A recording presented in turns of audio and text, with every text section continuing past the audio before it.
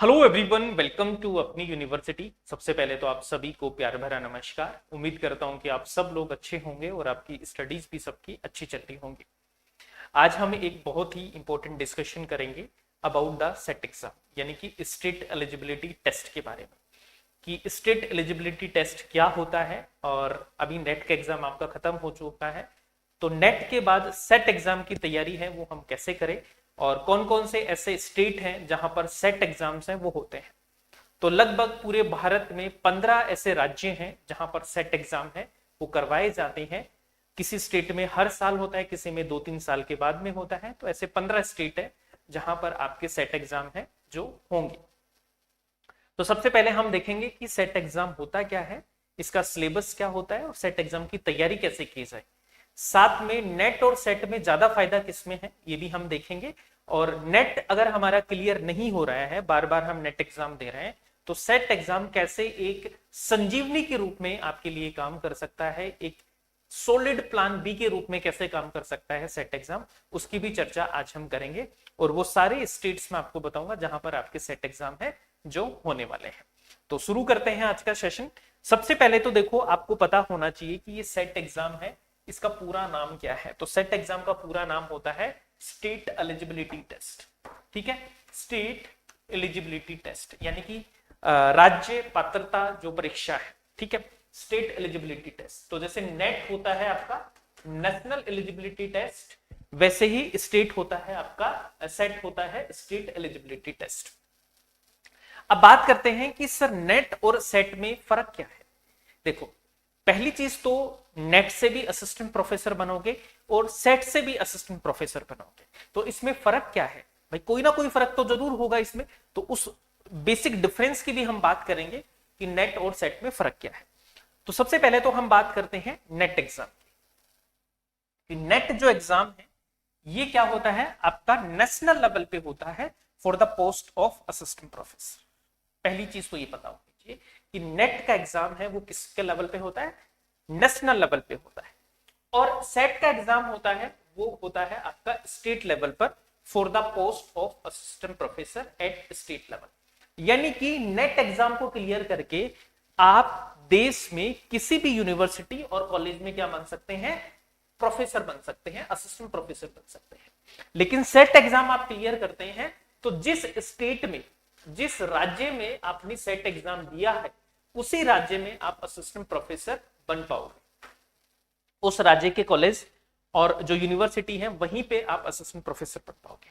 Net exam जो conduct करवाता है वो कौन करवाता है, आपका नेट एग्जाम कंडक्ट करवाया जाता है एनटीए के द्वारा, यानी कि नेशनल टेस्टिंग एजेंसी जो है ये इस एग्जाम को क्या करती है, कंडक्ट करवाती है।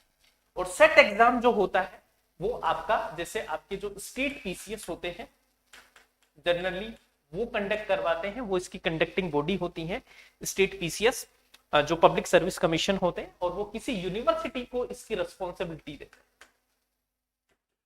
ठीक है, जनरली जो स्टेट की यूनिवर्सिटीज होते हैं उनको ये रिस्पॉन्सिबिलिटी दी जाती है कि आप इस सेट एग्जाम को कंडक्ट करवाओ, और वो under the supervision of state PCS आपके रहेंगे। और नेट के लिए एक स्पेशलाइज एजेंसी बना रखी है यूजीसी के द्वारा, जो कि है एनटीए, नेशनल टेस्टिंग एजेंसी, वो इस एग्जाम को कंडक्ट करवाती है। ठीक है, पहली डिफरेंस तो आपको ये पता होना चाहिए। दूसरा डिफरेंस है कि नेट एग्जाम जो है, नेट एग्जाम साल में 2 बार होता है, एक जून साइकिल में और एक आपका दिसंबर साइकिल में। सेट एग्जाम जो होता है, सेट एग्जाम जो होता है वो साल में 1 बार ही होगा। ठीक है, ये एक बेसिक डिफरेंस है यहां पर। इसके अलावा हम बात करें कि नेट एग्जाम को क्वालिफाई करके आप 3 सर्टिफिकेट आपको मिलते हैं, एक जीआरएफ का सर्टिफिकेट, एक नेट का सर्टिफिकेट और एक पीएचडी का सर्टिफिकेट। जीआरएफ की वैलिडिटी होती है आपकी 3 साल की वैधता रहती है, 3 साल वैलिडिटी आपकी रहेगी इसमें। और नेट एग्जाम की रहेगी आपकी लाइफ टाइम वैलिडिटी रहेगी। और पीएचडी एग्जाम की वैलिडिटी है वो आपकी 1 साल की रहेगी। यहां पर ध्यान रहे, अगर आपको पीएचडी में एडमिशन लेना है, फॉर पीएचडी एडमिशन, तो इसकी वैधता सिर्फ 1 साल की है आपकी। इसकी नेट की भी वैधता 1 साल की है और पीएचडी की भी वैधता 1 साल की है अगर पीएचडी में एडमिशन लेना है तो। जीआरएफ करके आप लाइफ टाइम तक किसी भी यूनिवर्सिटी में पीएचडी है वो कर सकते हो। और जीआरएफ की फेलोशिप आपको लेनी है तो आप 3 साल के अंदर अंदर किसी भी यूनिवर्सिटी में आपको पीएचडी में एडमिशन लेना पड़ेगा। वही मैं बात करता हूं कि अगर आप सेट एग्जाम क्वालिफाई करते हैं तो यहां पर नुकसान ये है कि आपको जेआरएफ भी नहीं मिलेगा और आपका पीएचडी के लिए भी ये वैलिड नहीं रहेगी, यानी कि इसको लेकर आप किसी यूनिवर्सिटी में जाके ये दावा नहीं कर सकते कि मुझे पीएचडी का एंट्रेंस नहीं देना। अगर आपने नेट और पीएचडी के लिए क्वालिफाई किया है तो आप किसी यूनिवर्सिटी में पीएचडी के एंट्रेंस से एग्जम्प्टेड होंगे, लेकिन सेट एग्जाम क्वालिफाई किया है तो आपको पीएचडी का एंट्रेंस टेस्ट आपको देना ही होगा अगर आप ओनली सेट क्वालिफाई करते हैं। तो एक तो ये इसमें थोड़ा सा नुकसान वाली बात है। उसके बाद में मैं बात करता हूं कि नौकरी, जॉब अपॉर्चुनिटी की, तो अगर आप नेट क्वालिफाई करते हैं तो आपके पास में पूरे नेशनल लेवल पर, यानी कि पूरे भारत में आप कहीं भी जॉब के लिए क्या कर सकते हैं, अप्लाई कर सकते हैं। और अगर आप सेट एग्जाम क्वालिफाई करते हैं तो पर्टिकुलर जिस स्टेट में आपने सेट एग्जाम दिया है उसी में आपको जॉब है वो मिलेगी, उसी स्टेट में आपको जॉब मिलेगी। दूसरी बात यह है कि सर एग्जाम पैटर्न और सिलेबस, तो देखो एग्जाम पैटर्न और सिलेबस की बात करें तो नेट और सेट का बिल्कुल same, net and set same syllabus है और सेम पैटर्न, सेम सिलेबस आपका रहता है एंड सेम पैटर्न है वो एग्जाम का आपका यहां पे रहेगा। ये आपको हमेशा बहुत दिमाग से याद रखना है कि पेपर 1 में जैसे 50 क्वेश्चन आपके आते हैं जनरल पेपर में और ये आपका 100 नंबर का रहता है, ऐसे ही सेट एग्जाम में का भी यही पैटर्न है, सेट एग्जाम पैटर्न। दूसरा पेपर 2 की मैं बात करूं तो पेपर 2 वही सब्जेक्ट का आपका पेपर रहेगा, 100 क्वेश्चन रहते हैं आपके और 200 नंबर का आपका रहता है। तो सेम नेट और सेट का आपका क्या है, 300 नंबर का आपका पेपर है जो रहेगा, बिल्कुल सेम है, कोई डिफरेंस है वो यहां पर नहीं है। ये आपका जनरल पेपर रहता है सेट एग्जाम में, जनरल पेपर, और ये आपका सब्जेक्ट का पेपर रहता है जो विषय का रहता है। एक यहां पर जो डिफरेंस है वो है मोड ऑफ एग्जाम, एग्जाम कैसे होता है। तो यहां पर एक बहुत बड़ा डिफरेंस है, नेट एग्जाम वो है वो आपका ऑनलाइन रहता है, यानी कि सीबीटी मोड पर है, और सेट एग्जाम जो होता है वो आपका क्या रहता है, वो आपका रहता है ऑफलाइन एग्जाम, यानी कि ओएमआर बेस्ड एग्जाम रहता है, ओएमआर एग्जाम बेस्ड रहता है। तो ये इसमें एक फायदा रहता है कि आपका जो एग्जाम है वो ऑफलाइन रहेगा, सेट का ऑनलाइन एग्जाम आपका नहीं रहेगा, ओएमआर बेस्ड आपका एग्जाम है वो रहता है। बाकी सारा का सारा पैटर्न आपका नेट एग्जाम जैसा ही है। अब यहां पे देखो हमारे लिए एक बहुत बड़ी सीख है, सीख ये है कि जिस भी स्टूडेंट का इस बार नेट नहीं निकल रहा है, जिस भी स्टूडेंट का इस बार नेट नहीं निकल रहा है, जेआरएफ क्वालिफाई नहीं हो रहा है, तो आपके लिए जो प्लान बी है सबसे इंपॉर्टेंट है। प्लान बी के रूप में आप सेट एग्जाम को रख सकते हो। क्यों रख सकते हो? क्योंकि आपको कुछ एक्स्ट्रा पढ़ाई नहीं करनी है, जो सिलेबस आपने नेट में पढ़ा है, जो तैयारी आपने नेट में की है, वही तैयारी है जो आपको सेट एग्जाम में काम आने वाली है। तो यहां पर आपको कोई भी एक्स्ट्रा चीज है वो नहीं करनी है, प्लान बी के रूप में आप सेट एग्जाम को दीजिए। अब बात आती है कि सर हमारे स्टेट में सेट एग्जाम होगा या नहीं होगा, हम बिहार से हैं, यूपी से हैं, हरियाणा से हैं, राजस्थान से हैं, क्या हमारे स्टेट में सेट एग्जाम होते हैं? तो प्रेजेंटली हम बात करें पूरे भारत की तो 15 राज्य ऐसे हैं जहां पर आपके सेट एग्जाम होंगे। ठीक है, 15 राज्यों में आपके सेट एग्जाम होंगे, सेट एग्जाम है जो होंगे। ठीक है, अब वो 15 राज्य कौन कौन से हैं जहां पर सेट के एग्जाम होने वाले हैं? तो देखिए, जनरली सेट का एग्जाम तब होता है जब आपकी असिस्टेंट प्रोफेसर की वैकेंसी आने वाली होती है, तो उससे पहले सेट एग्जाम है वो आपके करवाए जाते हैं। ठीक है, तो असिस्टेंट प्रोफेसर की वैकेंसी जब जब स्टेट में आएगी उससे पहले जनरली ये ट्रेंड है कि आपके सेट एग्जाम होने हैं। तो अब आप देख लीजिए कि कौन कौन से स्टेट में असिस्टेंट प्रोफेसर की वैकेंसी आने वाली है।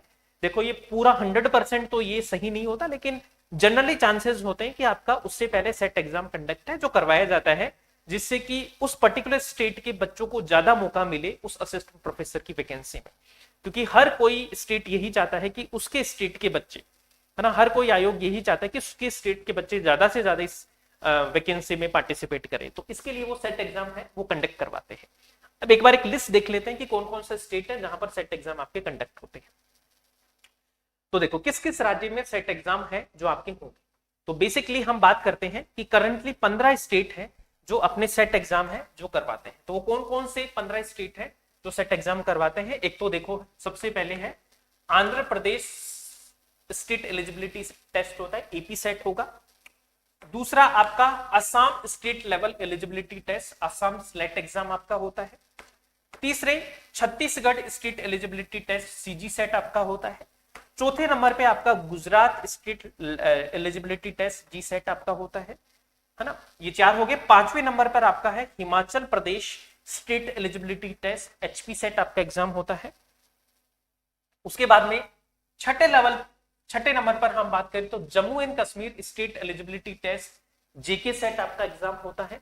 उसके बाद में आपका Kerala state eligibility test, Kerala SET exam होता है।